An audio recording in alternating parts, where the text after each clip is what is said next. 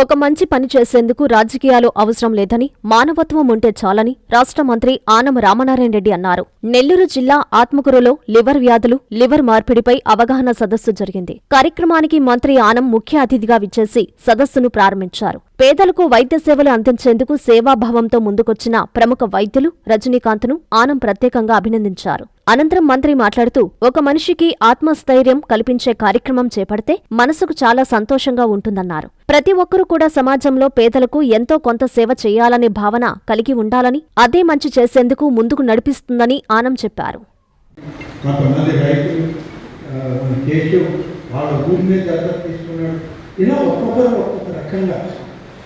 సంక్షేమం అంటే వ్యక్తిగతంగా ఏదో చేయడం కాదు. ఆ ఊరిలో పనిచేసినా కూడా మనం ఆ ఊరినే దత్తత తీసుకున్నప్పుడు ఊరికి కావాల్సిన మంచినీరు, ఊరికి కావాల్సిన రోడ్డు, ఊరికి కావాల్సినటువంటి స్కూల్ బిల్డింగ్లు, ఆలయాలు, ఇటువంటి అనేకమైన ప్రభుత్వం నుంచి చేయాల్సిన పనులకు సహకారంగా మేము తోడుంటాం, మేము కొంత భాగం ఇస్తాం, మీరు మా ఊరికి చేయండి అని అడిగేటువంటి విధానం ఈ P4 కార్యక్రమంలో ఉంది. కాబట్టి అందరం కూడా మన బాధ్యతగా మనం చేస్తూ వెళ్తే తప్పనిసరిగా ఒకనాటికి కనీసం 100% పేదరికం పోద్దని నేను అన్నగాని కొంతవరకైనా మాకు కూడా మనుషులు ఉన్నారు, మమ్మల్ని ఆదరించేటువంటి ప్రభుత్వం ఉంది, మమ్మల్ని ఆదరించేటువంటి పెద్దలు చాలామంది ఉన్నారు, వాళ్ళు మాకు తోడుగా ఉండాలనేటువంటి ఆత్మస్థైర్యాన్ని మనకి దిగువ స్థాయిలో ఉన్నటువంటి ప్రజానికి పేదరికంలో ఉన్నటువంటి వాళ్ళకి కల్పించడానికి ఒక అవకాశం. ఇవాళ రజనీకాంత్ గారు, ప్రవీణ్ గారు, అలా డాక్టర్లు అందరూ కూడా ఇక్కడ మొదలు అందరూ ఉన్నారు. వీళ్ళందరూ కూడా వాళ్ళు చేసే కార్యక్రమం ఇలాంటిది. ఆసుపత్రి లెక్క 20 లక్షలు. మరి వాళ్ళ కృషి, వాళ్ళు చూపించే ఔదార్యం, వాళ్ళు చేసినటువంటి విధానం. ఒక్కొక్కసారి ఆసుపత్రిలో లేక డాక్టర్ని అడుగుతారు, కన్సెషన్ డాక్టర్ ఏం కన్సెషన్ ఇస్తాడు? హాస్పిటల్, కార్పొరేట్ హాస్పిటల్, మెడిసిన్సా, మెడికల్ షాప్లో కొనాలి. డాక్టర్ చేయగలిగినంత ఏంటంటే నాకు ఇచ్చే ఫీజు రాయితీ ఇస్తాను, తీసుకోకపోతే అదొకటే ఆయన చేయగలిగారు. కానీ కొన్ని సందర్భాలు డాక్టర్లు కానీ ఆ హాస్పిటల్స్తో మేనేజ్మెంట్తో మంచి రేపోర్ట్లలో మంచి అవగాహనతో ఉన్నప్పుడు హాస్పిటల్ మేనేజ్మెంట్ కూడా చెప్పి కొంత కన్సెషన్లు ఇప్పించే బాధ్యత. అవి చేసినా కూడా చాలు. మనం పేదవాడికి ₹1,00,000 ఒక బిల్లులో తగ్గిందంటే అది చాలా గొప్ప.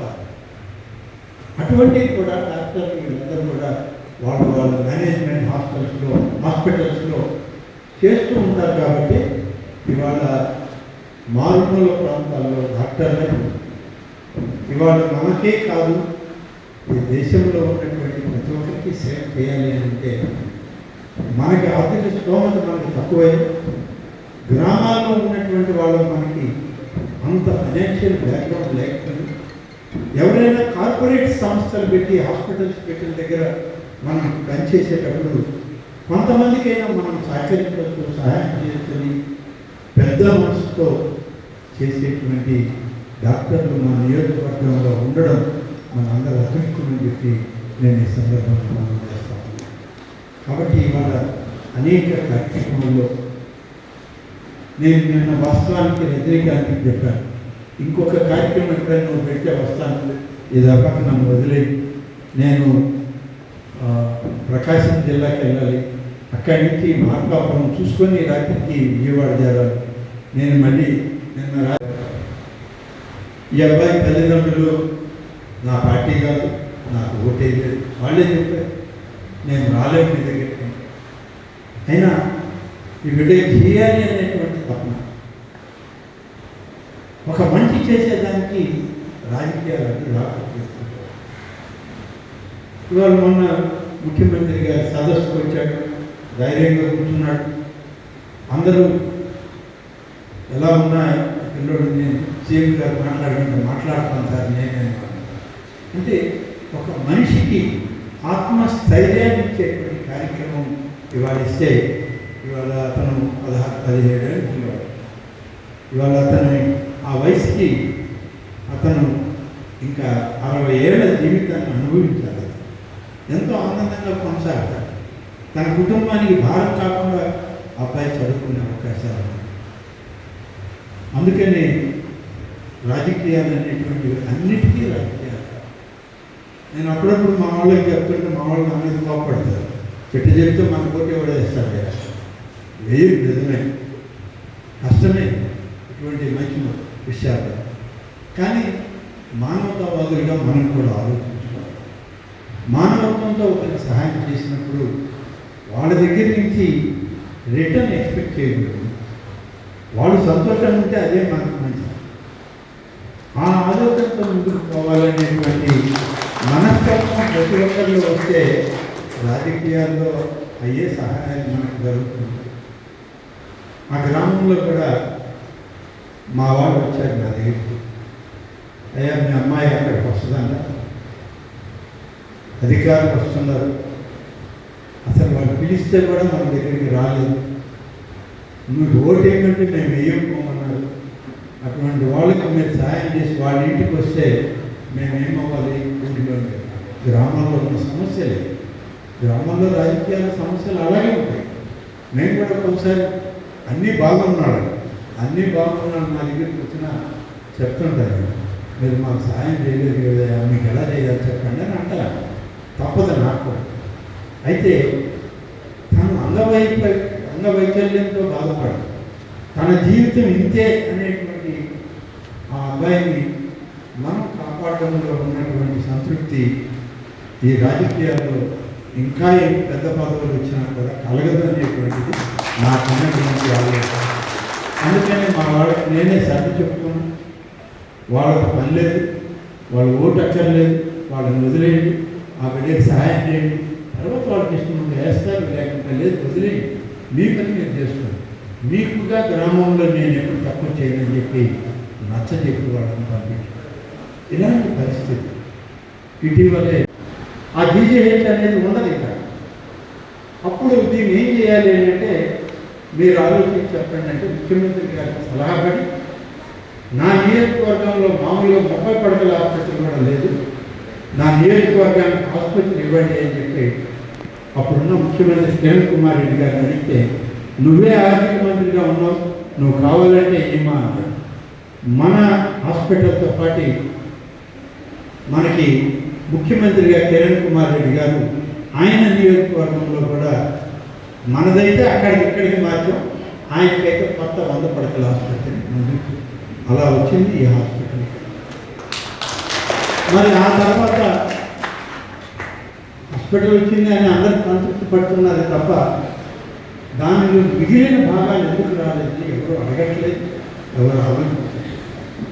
ఇంకా 170 పడకల ఆసుపత్రి రావాలి, దానిలో అనేక విభాగాలు రావాలి, కొత్త డాక్టర్లు రావాలి, కొత్త నర్సింగ్ స్టాఫ్ రావాలి. ఇన్ని రకాలుగా ఉన్నటువంటి మిగిలిన దాన్ని 10 సంవత్సరాలు 11 సంవత్సరాలు పూర్తయింది. మళ్ళీ ఇవాళ అదృష్టం పొంది ఇక్కడ మీకు సేవ చేసేటువంటి అవకాశం ఆ భగవంతుడు తెలుగుదేశం పార్టీ చంద్రబాబు నాయుడు గారు నాకు అవకాశం కల్పించారు. ఇప్పుడు ఆ మిగిలినటువంటి దాన్ని మళ్ళీ టేకప్ చేశాము, అది ఇక్కడ ఇవ్వాలని అడుగుతున్నాం. ఇటీవలే సత్యకుమార్ యాదవ్ మన హెల్త్ మినిస్టర్ గారిని ముఖ్యమంత్రి గారిని కోరిన దాంట్లో ఇది కూడా ఒకటి. త్వరలోనే దానికి మంజూరు వస్తే బహుశా ఈ ఆర్థిక సంవత్సరంలోనే మిగిలినటువంటి 150-170 పడకల ఆసుపత్రి భవనాలకి మిగిలిన డబ్బు తీసుకొచ్చి మొదలుపెట్టి అది 2 సంవత్సరాల్లో కంప్లీట్ చేసి మరి పూర్తి స్థాయి జనరల్ హాస్పిటల్ని ఈ చుట్టుపక్కల ఎక్కడా ఉన్నటువంటి హాస్పిటల్ మన ఆత్మకూరులో చేయడానికి ఇవాళ ఏర్పాటు చేస్తున్నామని చెప్పి నేను మీ అందరికీ కూడా తెలియజేస్తున్నాను. ఇది ఇవాళ మనం అందరం చేసేటువంటి ఇవి చేస్తూ ఇవాళ ఆత్మకూరు అయితే ఇక్కడ చెప్పక్కర్లేదుగా రజనీకాంత్ గారు శేషయ్య ఇద్దరు ఉన్నారు కాబట్టి వాళ్ళిద్దరికీ చెప్పి నెల్లూరులో శేషయ్య కనబడినప్పుడు అంతా చెప్తామండి, మా ఊరికి రోడ్డు లేదు, మా మంత్రి రోడ్డు రోడ్డు మీ ఊళ్ళో ఓట్లు సరిగా రాలేదు, నేనేం పోను. ఆయన అదే అడుగుతాడు, నేను ఇదే చెప్తాను. కానీ ఈరోజు మురగళ్ళ గ్రామానికి తారు రోడ్డు మంజూరు చేశాం. 3,56,00,000 రూపాయలతో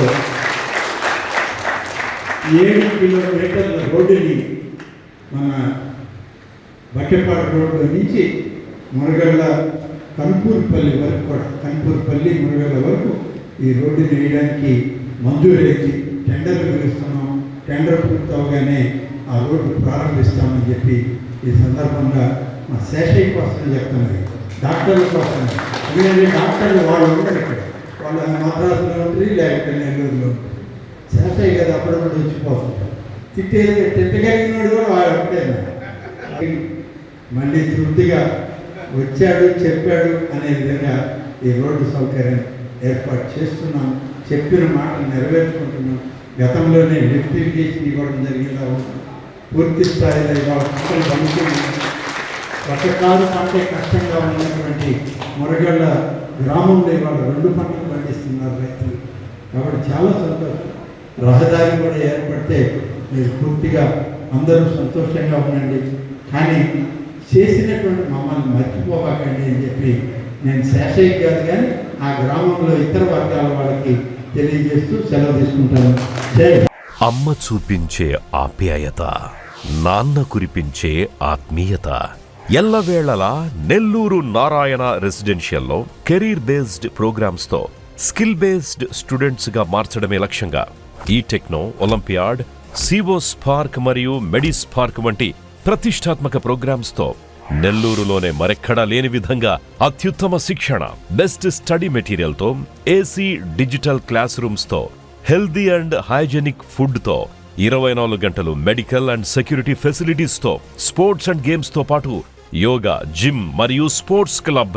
భవిష్యత్తులో ఐఐటి, జేఈఈ, నీట్, సివిల్స్ లో టాప్ ర్యాంకులే లక్ష్యంగా స్టేట్ మరియు సిబిఎస్ఈ సిలబస్ తో అత్యుత్తమ శిక్షణ నారాయణ సొంతం.